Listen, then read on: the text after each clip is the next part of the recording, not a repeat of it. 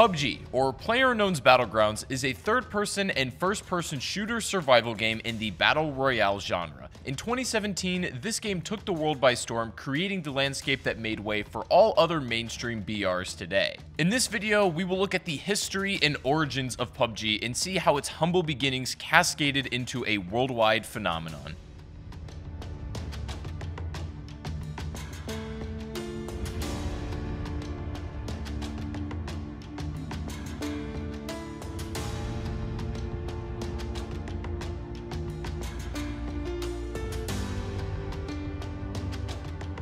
No, I mean... Are you rich and famous now? Is that... I might buy a nice bottle of champagne or a nice bottle of wine every now and again to celebrate, you know, a new sales figure or a new CCU, but other than that, I try to keep my feet on the ground.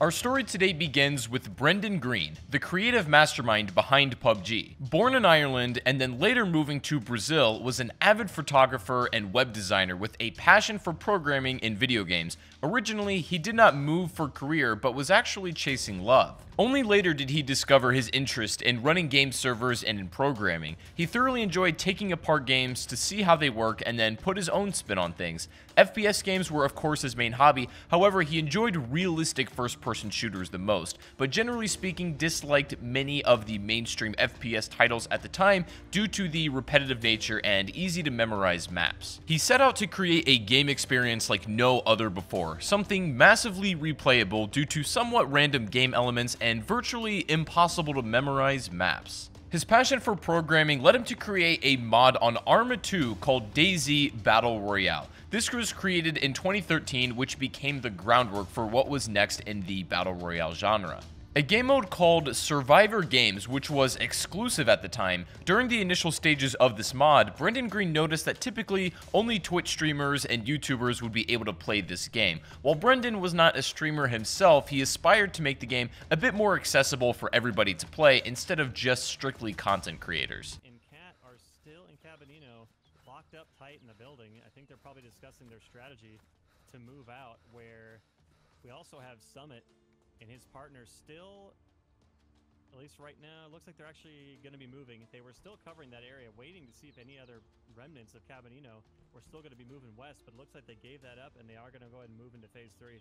Originally, Brendan's concept would have players be dropped into a battleground and fight for weapons within a big stockpile in the center of the arena, very similarly mirroring the Hunger Games novels. However, in order to avoid potentially unbalanced gameplay experiences and even copyright troubles with the Hunger Games novels themselves, he decided to create a system in which loot was spread out in a random fashion, with a play zone that gets increasingly smaller until only one remains. Square safe zones were an idea that Brenden Greene wanted to implement, being inspired by the 2000s Japanese Battle Royale film, but due to coding issues and other gameplay challenges, this unfortunately was not possible. Because of that, they settled for circular zones that are reflected in PUBG today.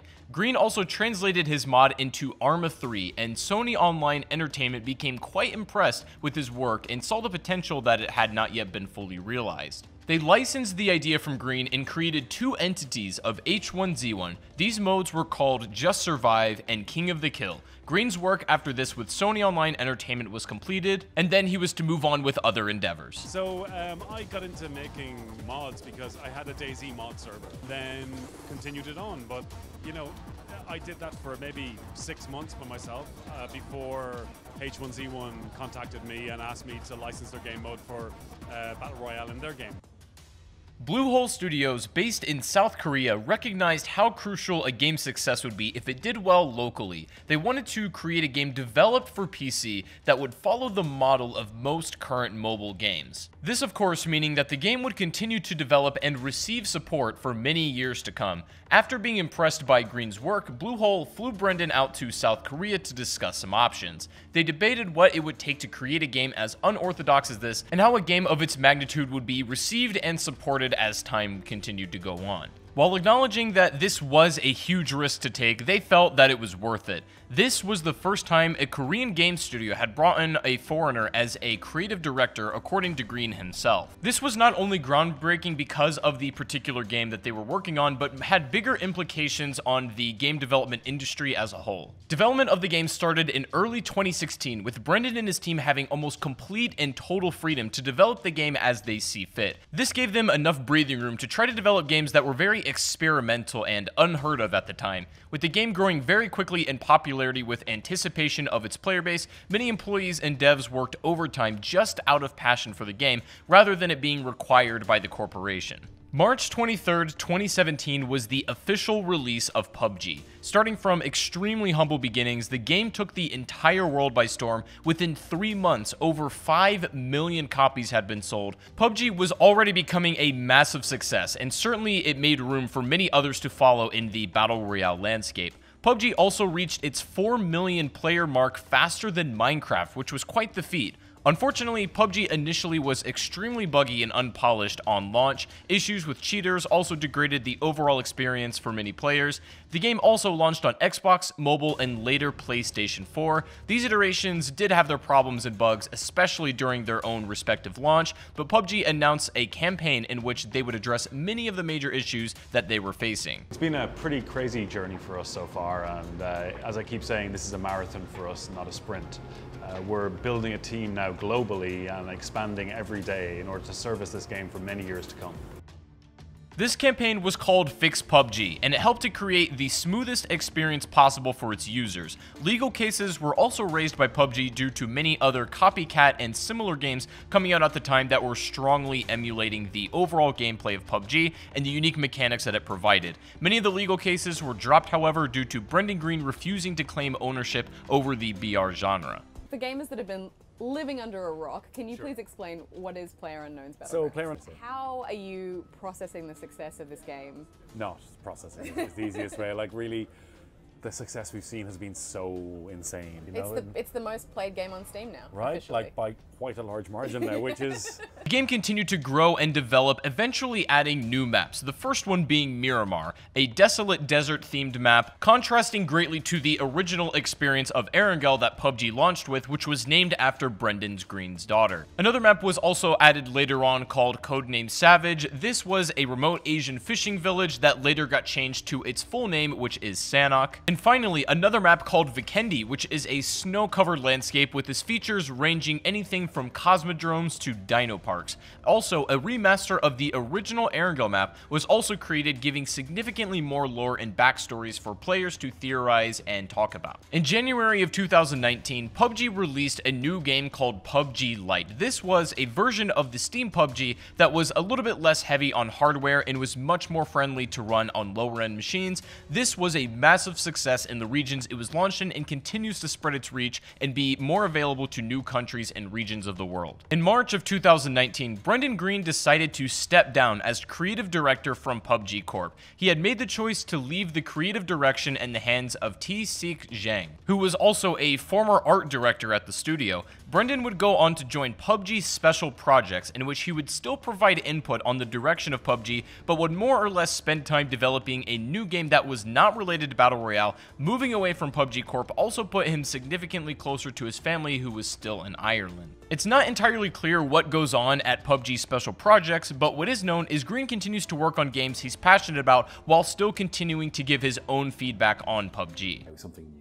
This is other games I want to play. Other games? Well, I mean, other ideas that I have in my head. You know, this is what the great thing about special projects is, that we're not tasked with, well, listen, you have to release a game in X amount of time. It's, listen, go explore. You know, Battle Royale came about from me seeing a game I wanted to play and going, well, I want to do this, or, you know, and I made Battle Royale. So it's the same with the next project. I want to explore games I want to play. In mid-2019, PUBG Corp also announced they were developing a new game created by the Striking Distance studio. This headed by Glenn Schofield, the creative mastermind behind Dead Space and many of the Call of Duty titles. They set out to develop a single-player story game taking place in the PUBG universe. The game's development is scheduled to start early 2020 and will likely be playable within the year or early 2021. Striking Distance, while still under PUBG PUBG Corp is not actually affiliated with the studio that develops Battle Royale. This means two projects can be developed under the same umbrella of a game, but these things can be mutually created at once without one negatively impacting the other. As a creative, the freedom to explore the PUBG universe has me excited about the possibilities, which we view as beyond Battle Royale. In late 2019, PUBG stands with 4 complete map experience to play across 4 different platforms. Console also received crossplay earlier in the year, uniting 2 pools of players together, and the development cycle of content is almost completely synchronized between PC, console, and mobile. PUBG, since its conception, was a game that shouldn't have worked. It was an idea that would likely have been tossed aside by any other reasonable game developer. Greene had a vision for a new experience gamers had never seen before. Even after his departure, he has set the studio in the right direction to continue developing the idea that made PUBG so special to begin with. And against all odds, this game took on the leap of faith and grew to be wildly successful in the aftermath. With PUBG certain to unveil a brand new map very soon, a glimpse into the past gives us a greater appreciation for what PUBG does in the present and what they're going to continue to do in the future. For myself and the whole PUBG team, I want to extend a massive thank you to everyone who's played, who creates content, or who has otherwise supported the game over the past year. You know, it's really been a crazy ride for us, and we look forward to many more years playing together with you guys.